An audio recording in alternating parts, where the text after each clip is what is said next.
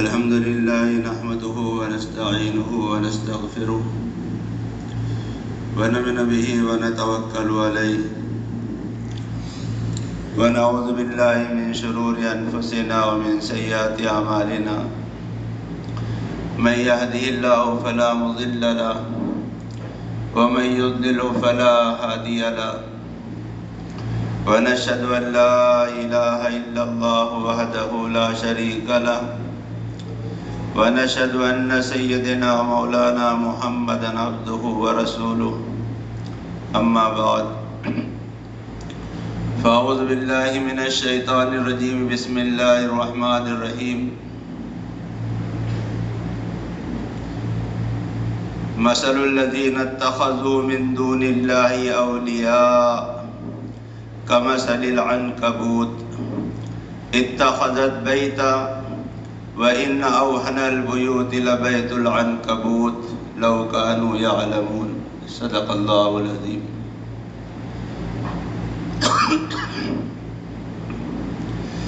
میرے محترم بزرگوں اور عزیز دینی بھائیوں، یہ رمضان مبارک کے آخری لمحات، آخری گھڑیاں چل رہی ہے۔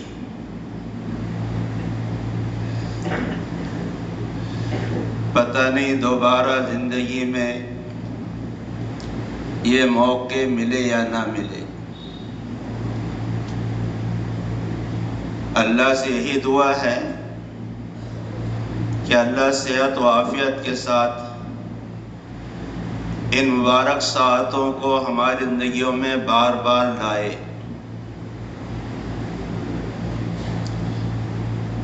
رمضان کا مبارک مہینہ جو بہت سارے ہمیں سبق دینے کے لیے آیا اور بہت سارے اپنے ساتھ پیغام لایا تھا، اور اسی کے ساتھ ساتھ ایک اللہ کا حکم، ایک اللہ کا فریضہ وہ بھی اپنے ساتھ ہمارے لیے لایا تھا، جس سے اس مہینے کی پہچان ہی ہے۔ اور وہ فریضہ اور وہ اللہ کا حکم وہ روزہ ہے، روزہ کہ اللہ نے ایک مہینے کے روزے ہمارے اوپر فرض کیے۔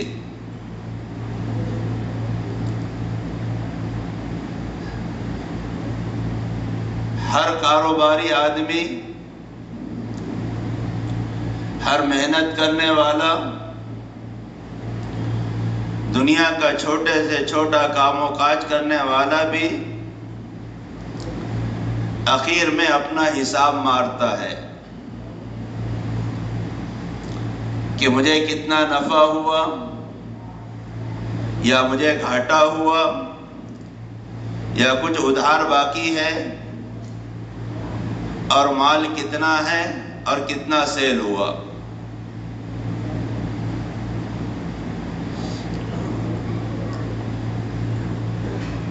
ہم اپنے ماحول میں اس کو دیکھتے ہیں، یہاں تک کہ ایک فقیر جب رات میں گھر لوٹتا ہے تو حساب لگاتا ہے آج کتنے کمایا، کتنے ملے اور کتنا خرچ کیا۔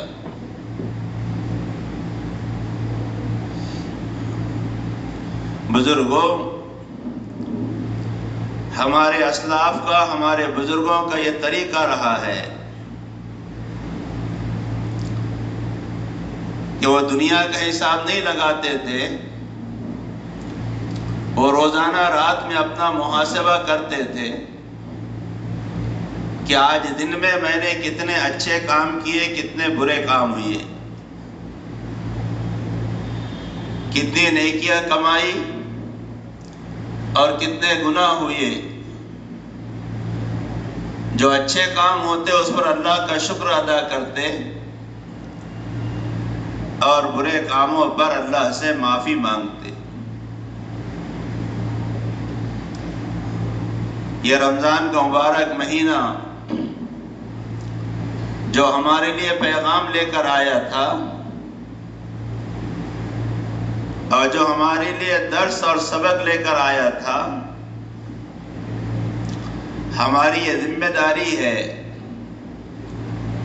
کہ ہم سوچیں کہ ہمارا مہینہ ہمارے سامنے کس حال میں گزرا۔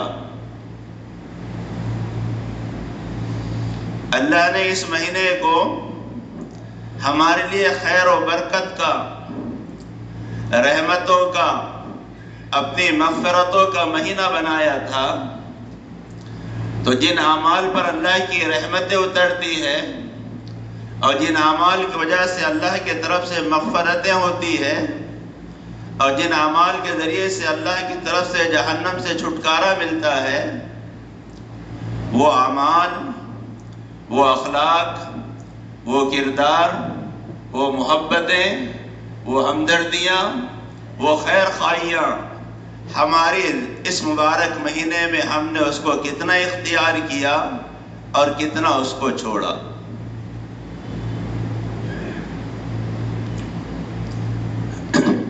یہ اخیر ایام، یہ اخیر وقت،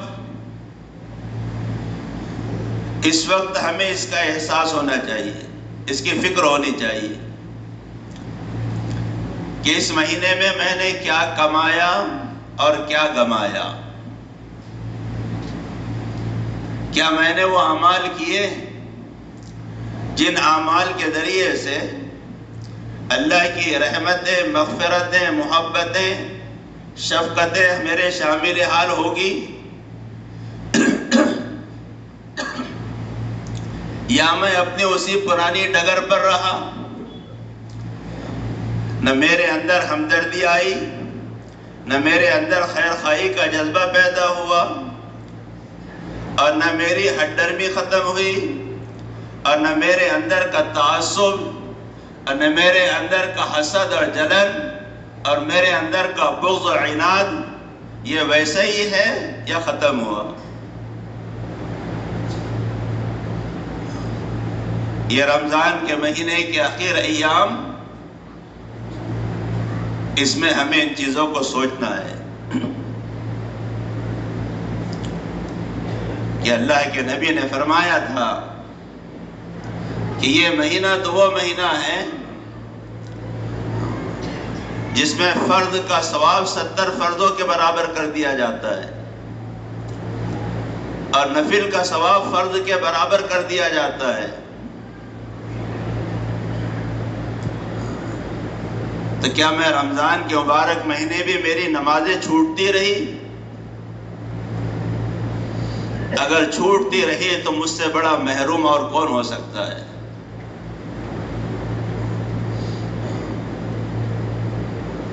یہ ہمیں سوچنا ہے، اس لیے کہ آئندہ عمل پر جو چیز کھڑی کرتی ہے وہ اندر کا احساس ہے، وہ اندر کی فکر ہے، وہ اندر کی سوچ ہے۔ اگر احساس اور فکر اور سوچ مر گئی تو پھر جبرائیل بھی آ کر اس کو کھڑا نہیں کر سکتا۔ تو یہ مجھے سوچنا ہے،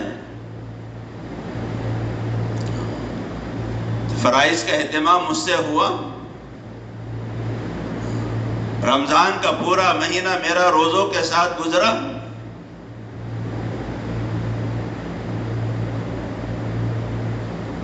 رمضان میں نوافل کا اہتمام ہوا،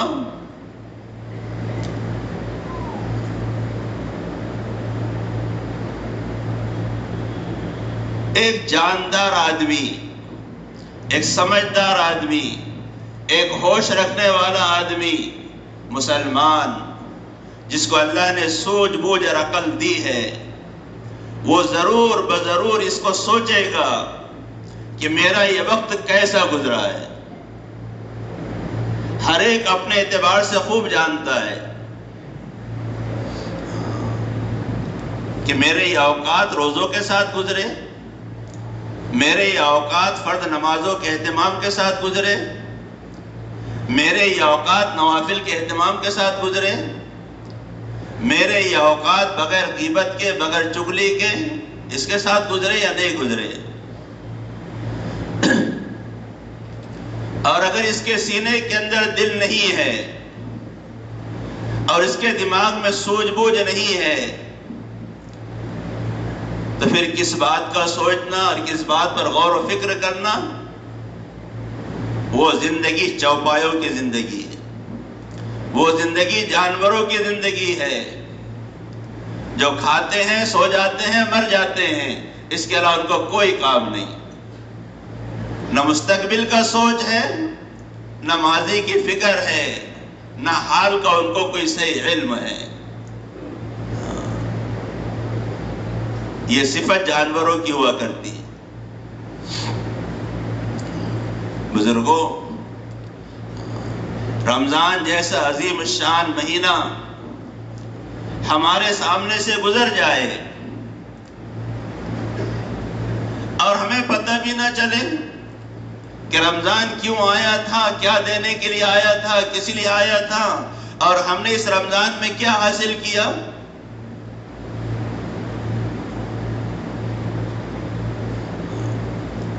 احساس اور فکر، قوت فکر و عمل پہلے فنا ہوتی ہے، تب کسی قوم کی شوکت پہ زوال آتا ہے۔ اگر ہماری زندگیاں ایسی گزر رہی ہے کہ رمضان آئے، شب قدر آئے، شب برات آئے، جمعہ آئے، یہ سارے کے سارے دن ہمارے لیے برابر ہو تو ہماری زندگیوں میں اور چوپایوں کی زندگی میں کوئی فرق نہیں ہے۔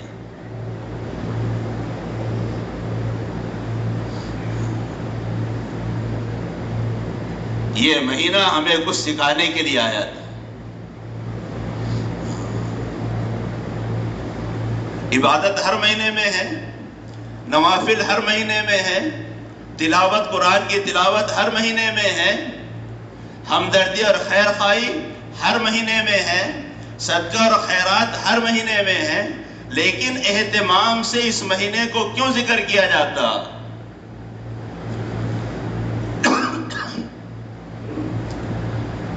اس لیے ذکر کیا جاتا کہ ہم اپنی زندگی کو بدلنے کے فیصلے کریں،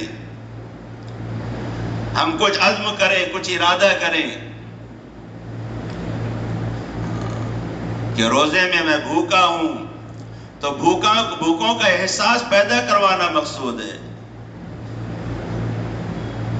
روزے میں پیاسا ہوں تو پیاسوں کا احساس پیدا کروانا مقصود ہے، روزے میں بھوک پیاس کی کیا تکلیف ہوتی ہے تو وہ غریب جن کے گھروں میں کھانے پینے کو نہیں ان کو کیا تکلیف ہوتی ہوں گی، اس کا احساس پیدا کروانا مقصود ہے۔ اسی لیے تو کہا یہ ہمدردی کا مہینہ ہے، اللہ کے رسول نے فرمایا یہ غمخواری کا مہینہ ہے،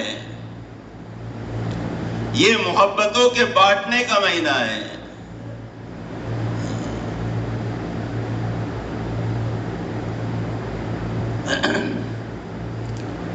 افسوس ہوتا ہے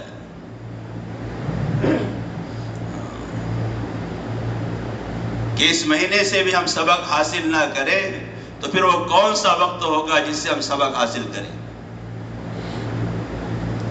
اس مہینے میں بھی اگر ہم نے اپنے رخ کو نہیں بدلا تو پھر وہ کون سا وقت ہوگا جو ہمارے رخ کو تبدیل کرے گا؟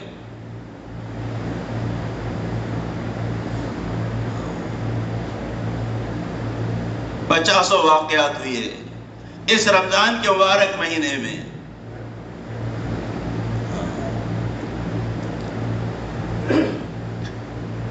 کہ ہمدردی اور خیر خواہی، محبت اور اخوت،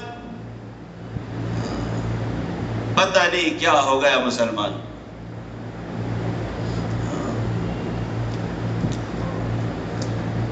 دل پر ایک زخم کی طرح لگتا ہے۔ سنا ہوگا آپ نے عقل کوے کے استاد بڑا مرشد صاحب کے ساتھ کیا ہوا؟ کون سا عقل کنواں اور کون سے مولانا غلام بستانوی،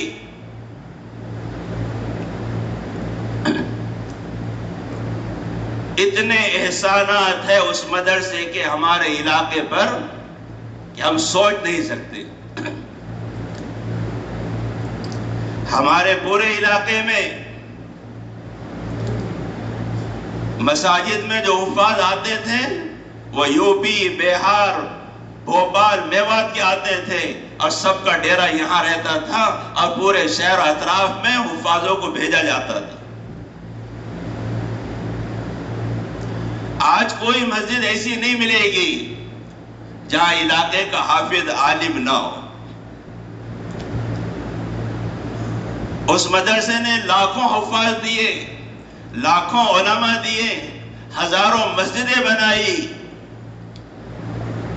لیکن ایسے ادارے کے استاد کے لیے اور ایسے ادارے کے محترم کے لیے ہماری زبانیں کینچی کی طرح چلی. اس رمضان میں، وہ بھی اخیر عشرے میں، کیا ہو گیا ہمیں؟ جماعتوں کے ساتھ بدسلوکی کی گئی، اور کرنے والے کیسے؟ میرے سے بھی لمبا جھبا، میں تو صافہ نہیں باندھتا، وہ تو صافہ بھی باندھتے ہیں. میرے سے لمبی داڑھی کہ فرشتے دیکھ کر شرم جائے ظاہری حالت کو. ہاں کہ تر دامنی پہ شیخ ہماری نہ جائیو، دامن نچوڑ دے تو فرشتے وضو کرے.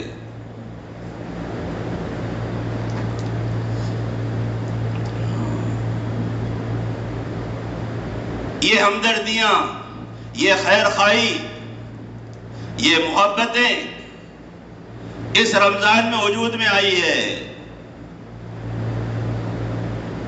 اور کرنے والے غیر نہیں ہیں، وہ ہے جن کے حلیے میں آپ کو بتا رہا ہوں.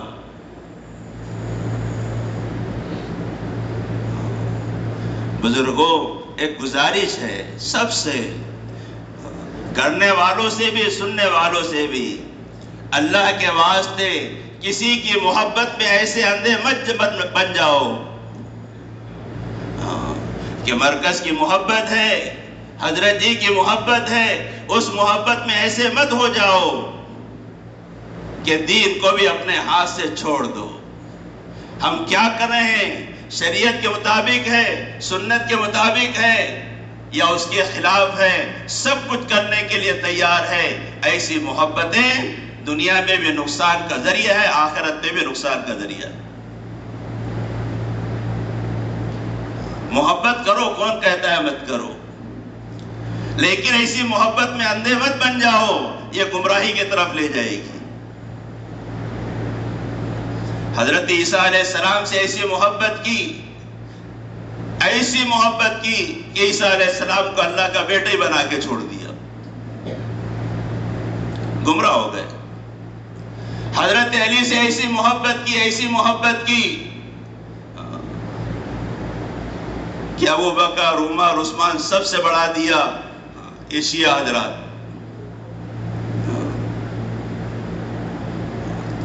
بزرگوں، سوچنے کی چیز ہے. اس سنجیدگی سے سوچو ہم کیا کر رہے ہیں، ہم کدھر جا رہے ہیں. آخر اتنی نفرتیں ہمارے دل میں کیوں پیدا ہو گئی؟ کیوں پیدا ہو گئی؟ کہ دیکھنا بھی گوارا نہیں، رہنے دینا بھی گوارا نہیں. وہ استاد حدیث کا تفسیر بھی نہیں کر سکتا، اعتکاف بھی نہیں کر سکتا. بتاؤ، اور یہ کون کر رہا ہے؟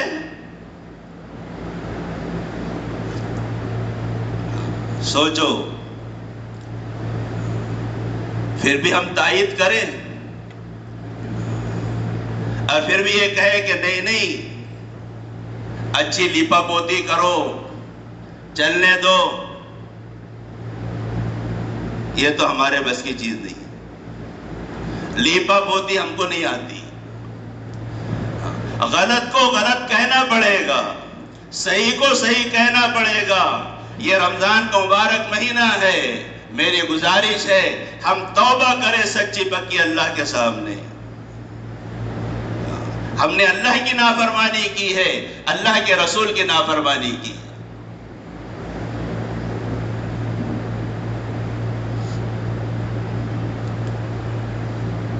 ابھی ہمارے قریب میں ایک مسجد ہے، وہاں تفسیر ہوئی. میں نے کئی لوگوں کی زبان سے سنا، اس لیے کہہ رہا ہوں.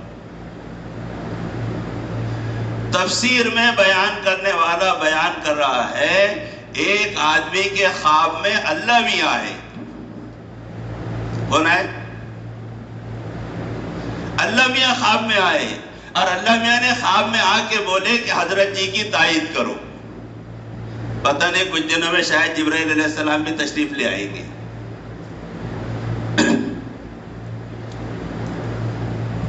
بزرگوں، اللہ نے ہمیں عقل دی ہے، سوچ بوجھ دی ہے. ہم یہ کہتے ہیں سنت و شریعت کے مطابق کام کرو، ادھر ادھر کی مت ہانکو، لوگوں کو گمراہ مت کرو. تو میں یہ کہہ رہا تھا کہ یہ رمضان کا مبارک مہینہ یہ ہمیں کچھ دینے کے لیے آیا تھا کہ ہمارے اندر خیر خواہی کا جذبہ پیدا ہوتا، ہمارے اندر ہمدردی کا جذبہ پیدا ہوتا، ہمارے اندر کی نفرتیں نکلتی، ہمارے اندر کا حسد اور بغض نکلتا، اور یہ سینہ رمضان کے مبارک مہینے میں پاک اور صاف اور شفاف ہو جاتا. یہ سبق دینے کے لیے آیا تھا.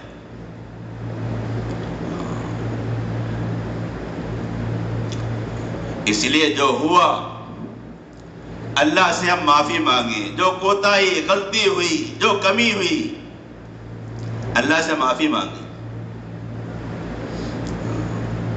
وہ معاف کرنے کے لیے تیار ہے. ہوتی ہے کبھی بیشی،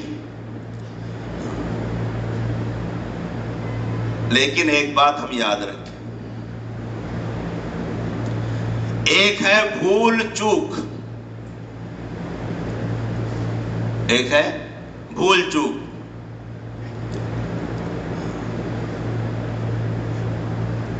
نادانی میں کر لینا، بھول چوک کا ہو جانا، غفلت کی وجہ سے کر لینا، یہ تو ہوگا، انسان ہے.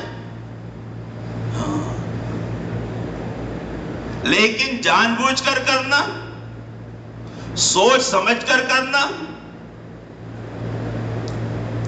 یہ تو سمجھ میں آنے والی بات نہیں ہے.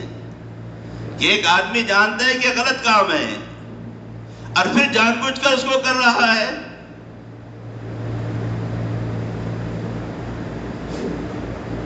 یہ مناسب نہیں ہے.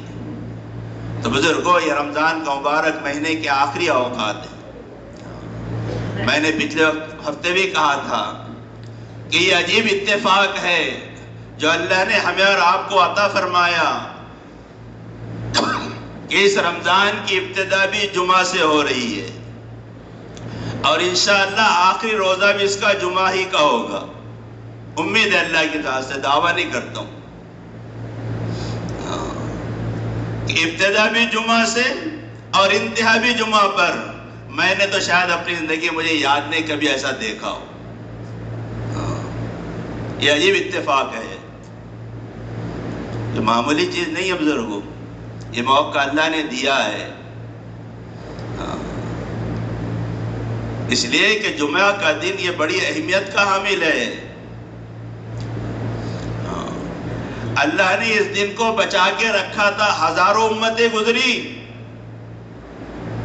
ہزاروں قومیں گزری، لاکھوں انبیاء گزرے، لیکن اس جمعے کے مبارک دن کو اللہ نے محفوظ کر کے رکھا تھا اس امت کے لیے. باقی دن دیے دوسری امتوں کو، لیکن جمعہ کا یہ مخصوص دن اللہ نے اس امت کو دیا ہے. اس لیے امید ہے اللہ کی ذات سے کہ رمضان کا آخری دن میں جمعہ ہی کا ہوگا انشاءاللہ. تو ایک موقع ہے، اس لیے آج کے دن کو ہم غنیمت سمجھ لیں. اور اللہ کے سامنے معافی مانگیں، اللہ کے سامنے روئے دھوئے، پچھلی غلطیوں پر معافی مانگیں، اور اللہ سے اس بات کو بھی مانگیں کہ اللہ میرے دل کو ذرا نرم کر دے۔ دل کی سختی یہ بڑی خطرناک چیز ہے۔ سارے خیر سے محرومی کا سب سے بڑا ذریعہ دل کی سختی ہے۔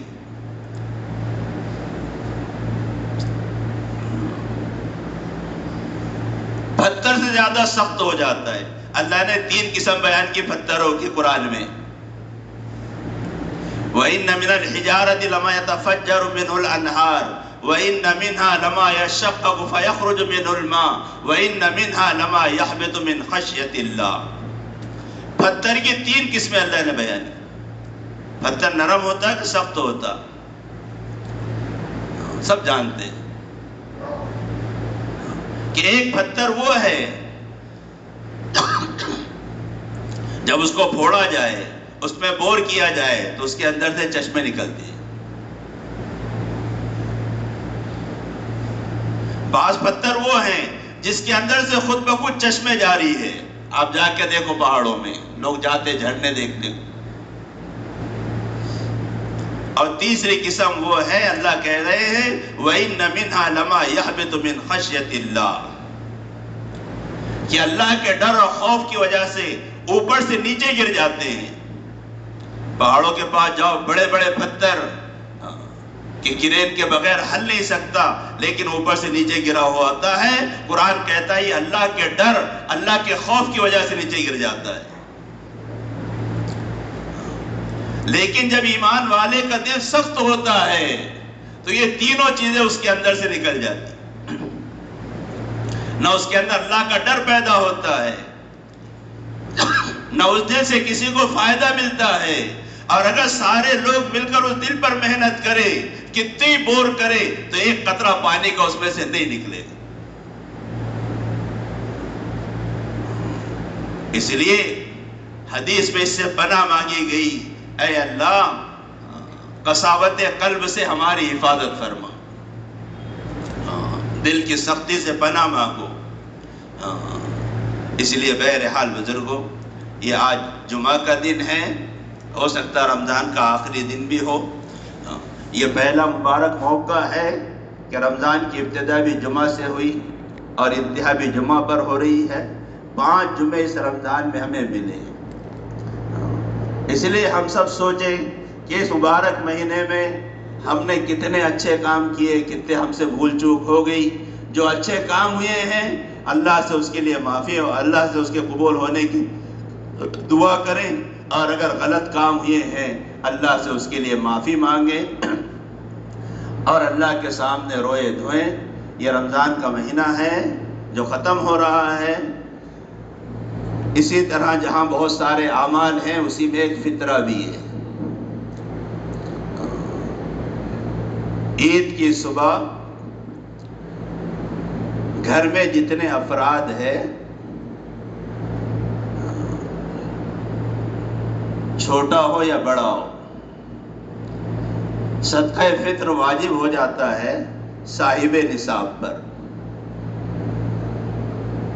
اس میں صاحب نصاب ہونا شرط ہے نا، وہ سب ہاں، صاحب نصاب ہو۔ ایک فرد کے طرف سے 1.25 کلو ہے۔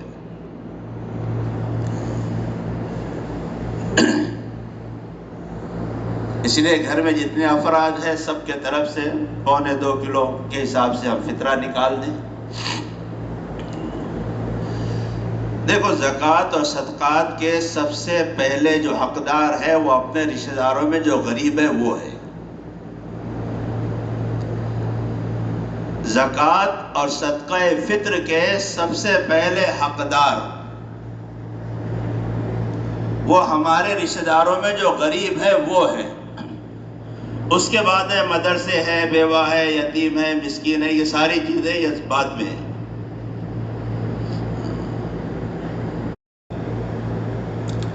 8 بجے انشاءاللہ عید کی نماز ہوگی۔ وآخر دعوانا